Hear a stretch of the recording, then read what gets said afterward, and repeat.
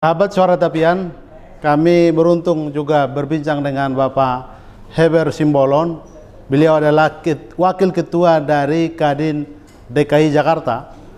Kami akan berbincang juga, akan bertanya sebagai pengusaha dan organisasi yang mereka pimpin selalu menyemangati orang agar juga bersemangat menjadi entrepreneur. Hubungannya ke depan bahwa teknologi tidak boleh dinafikan.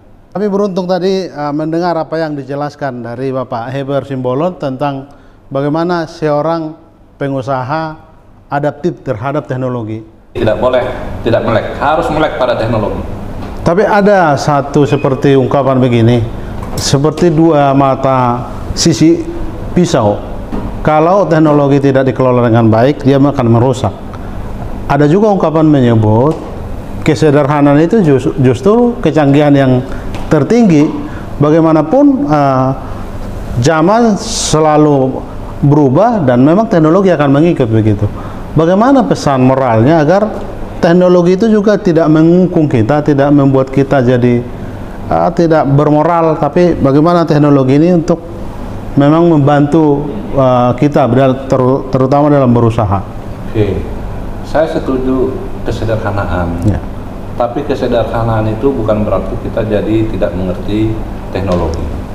Orang-orang sederhana itu adalah harus juga orang-orang yang memahami teknologi dan harus menggunakan teknologi. Bagaimana sekarang dan dulu berbeda. Kalau dulu Jawa dengan Sumatera itu jauh jaraknya. Ya, kita bisa bayangkan dulu untuk komunikasi dengan kita di kampung di Medan sana harus 7 hari lewat kantor pos Paravion gitu ya, lewat apa itu yang 7.000 itu 6.000. Nah, seminggu sampai di Siantar, lalu balasannya seminggu lagi sampai di sini. Itu betapa jauhnya. Bayangkan seorang anak yang kuliah di Jogja, ketika dia minta wesel dari kampung harus menunggu rata-rata 20 hari baru sampai. Dengan teknologi ini, orang kampung yang sudah melek teknologi, meskipun tidak teknologi yang sangat canggih, tapi itu sudah sangat cukup membantu sehingga jarak antara tempat sekarang itu sudah tidak lagi masalah. Jogja, Jakarta, Surabaya, Jakarta, Samosir, Jakarta Toba jadi dekat karena teknologi. Jadi teknologi tetap untuk semua elemen bangsa, untuk semua level bangsa. Kalau kita bicara teknologi, kita tidak bisa juga lupa bicara teknologi informasi. Dalam hal ini internet membuat kita seperti gampang melakukan apapun, tetapi faktanya bahwa di kampung-kampung tidak semua orang bisa mengakses, belum lagi handphonenya tidak ada, tetapi ruang untuk terkonek dengan internet juga begitu. Bagaimana kebijakan pemerintah yang kita harapkan ke depan? Ya, saya sebagai pengusaha, sebagai warga negara berharap kepada pemerintahan yang sekarang untuk segera memenuhi, memberikan layanan fasilitas internet di seluruh seantero Nusantara ya. Memang seperti di kampung kita ada beberapa kampung itu yang belum bisa teknologi internet karena memang jaringannya tidak ada. Nah, ini menjadi sebuah kendala bagi kita dan ini merupakan PR bagi pemerintah. Syukur-syukur pemerintah menyuruh pengusaha. Kalau misalnya pemerintah terbatas, disuruhlah pengusaha. Mudah-mudahan pengusaha siap untuk bergandeng tangan melaksanakan yang terbaik untuk membangun itu. Sebagai pengusaha Tulang dan juga memimpin organisasi khususnya Kadin Jakarta ya, DKI Jakarta, apa kira-kira gerakan yang dibuat untuk saling bersinergi dengan pengusaha-pengusaha yang ada? Karena relatif sebenarnya walaupun banyak pengusaha kita juga belum menyentuh secara esensial apa teknologi yang harus dikembangkan. Misalnya belum ada misalnya orang-orang seperti orang-orang Eropa, orang-orang Amerika yang menemukan alat yang bisa membantu kita. Kita hanya bisa kaya jadi pengusaha, jadi penjual produk-produk teknologi itu, tidak menciptakan begitu. Ya, perlu diingat memang kita masih pada tahap negara berkembang ya. Kita belum menjadi sebuah negara pemegang merek untuk sebuah produksi. Belum produsen barang-barang yang dibutuhkan oleh tingkat internasional. kita baru pengusaha di level-level medium, pengusaha jasa. Nah, saya berharap pemerintah dengan adanya sekarang badan lembaga-lembaga riset, misalnya BRIN, Badan Riset Indonesia, itu harus memacu dengan perguruan tinggi. Pemerintah harus memacu itu supaya ada temuan-temuan itu, dan jangan pula nanti ada temuan ini nggak didukung. Nah, kalaupun pemerintah misalnya setelah menemukan sesuatu, contohlah dulu Nurtanio memproduksi pesawat terbang, kan itu semua karena didukung oleh pemerintah. Temuan-temuan lain ada hak paten itu ketika kami pergi ke Menkumham, banyak di sana hak paten yang sebenarnya bisa diproduksi secara massal, tapi sepertinya pemerintah belum memberikan itu kepada masyarakat, apalagi pemerintah sendiri mau memanjangkan tangannya mendukung itu karena mungkin ada beberapa faktor ya. Nah, sehingga itu belum dilaksanakan untuk produksi massal. Seperti hari ini, Anda kan jadi narasumber. Kira-kira sekelas UI membuat acara mendengar para narasumber termasuk orang yang juga aktif jadi pengusaha. Kira-kira apa pentingnya ke depan diskusi-diskusi begini untuk dalam arti untuk mensosialisasikan kepada masyarakat bahwa kita penting untuk terus bersemangat mempelajari teknologi ini? Ya, tadi saya sampaikan pada acara tersebut bahwa syarat sebuah negara untuk bisa menjadi negara maju dalam tanda petik ekonomi adalah harus ada pengusaha 10% dari seluruh jumlah masyarakatnya. Faktanya Indonesia hari ini? Indonesia tadi di data yang baru saya dapatkan baru 3,74. Berarti masih jauh dari harapan. Kekurangan dari harapan. Oleh karena itu tadi kepada adik-adik mahasiswa saya menghimbau, saya berharap supaya mereka tidak menjadi penerima lowongan kerja, tidak menjadi pekerja, tapi mampu menjadi pembuka lowongan kerja, yaitu menjadi seorang pengusaha.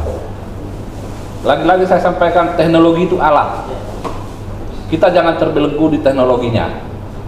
Ya, jangan teknologi yang memanusiakan, tapi manusia yang menteknologikan gitu loh. Itu alat kita, bukan terbalik. Ya. Terus kemudian juga untuk jadi pengusaha kan harus kritis ya. Harus pintar gitu loh mengelola resource, sumber daya alam yang ada. Nah, itu dibutuhkan memang kalau saya mengatakan tangan-tangan dingin. Bagaimana sih mahasiswa-mahasiswa itu bertangan dingin? Tangan dingin ini dalam arti kan cakap. Cakap itu berarti dia sering latihan. Ya, manajemen itu kan asal katanya manus, tangan sebenarnya, penanganan. Ya, kalau saya lebih cenderung di penanganan, bukan di pengelolaannya, penanganan.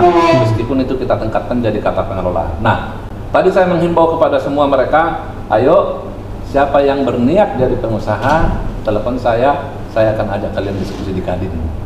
Pengalaman tulang, jadi pengusaha itu apa yang utama sebenarnya? Mental kah atau modal kah? Modal material? Modal itu nomor 4. Ya, nomor 1 adalah metode. Ya, nomor 1 adalah marketing, nomor 2 adalah marketing. Nomor 4 baru nomor awalnya orangnya. Ya. Baru mental ini memang sangat dibutuhkan. Pengusaha itu pasti pernah pengusaha itu pasti pernah gagal atau rugi ya, ditipu teman. Siap gagal lah ya kalau jadi pengusaha. Siap gagal. Jadi pengusaha itu siap gagal dulu, jangan siap sukses. Ya. Itu intinya, sehingga kalau Anda siap gagal, ternyata Anda sukses, itu anugerah banget itu, gitu kurang lebihnya. Jadi mentalmu kamu siapkan, baru nanti uang itu akan, bang ada, teman ada yang membantu modal, kita bisa pinjam dari teman-teman dengan memberikan cuan minimal kerjasama. Jadi bukan uang segalanya. Sebagai bagian dari organisasi di Kadin, kira-kira apa yang diberi Kadin untuk mengajak, bisa nggak misalnya orang-orang yang memang yang belum punya pengalaman jadi pengusaha dididik, diberi pelatihan, adakah ruang di Kadin begitu? Ada. Kita sering mengajak teman-teman untuk membuka peluang untuk berdiskusi kerjasama dengan dinas tertentu. Misalnya saat ini karena kami di Jakarta dengan Dinas Tenaga Kerja DKI Jakarta ada pelatihan untuk menjadi entrepreneur. Pemerintah mau peduli kok untuk melahirkan entrepreneur muda. Tapi memang lagi-lagi mereka ini nggak gigih ya. 1 dari 1.000 orang lah yang mampu. Betul. Jadi begitu rugi sekali, nangis gulung tikar kembali gitu loh, kembali jadi ke masyarakat ya melamar. Nah saya bilang enggak, kamu jatuh 10 kali, kamu harus mampu bangkit 11 kali.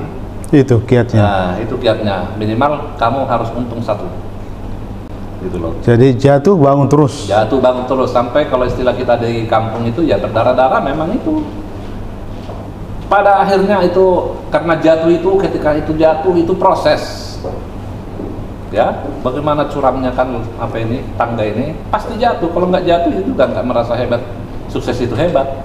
Di tahun 2023 kan berbagai pendapat dari tokoh-tokoh ekonom menyebut ada semacam gundah gulana bahwa di tahun itu semua bangsa akan mengeluh krisis global.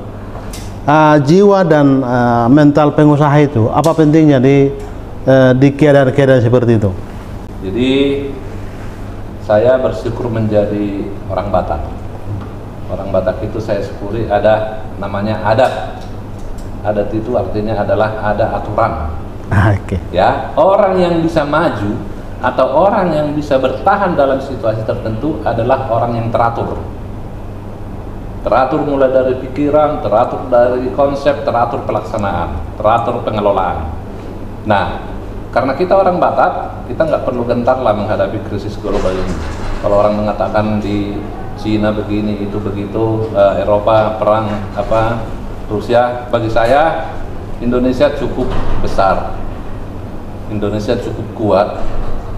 Ya, saya selalu ingat bahwa negeri ini merdeka hanya karena heroiknya bangsa ini melalui bambu runcing. Jadi nggak usah takut lah dengan ancaman-ancaman dunia luar. Kita sendiri pun bisa hidup di negeri ini. Tadi cara berpikir yang Tulang sebut, ada yang optimis, ada pesimis, itu apa pentingnya di setiap era itu ada? Ya, jadi artinya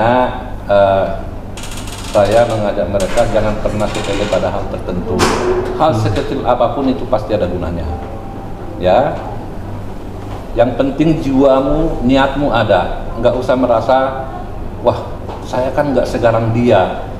Mungkin saya nanti ketika bertanding dengan dia untuk market tertentu atau tender tertentu, saya kalah mental nih. Enggak. Nah, selembut apapun kau, sekeras apapun dari sana, jalan aja. Ya. Pasti ada peluang untuk kamu gitu loh. Itu pesannya. Ya. Baik. Yang penting jangan ada menyerah. Sebagai pengusaha daya juangnya tinggi. Ya. Jangan mudah patah arang. Terus berjuang. Berjuang, maju terus. Oke.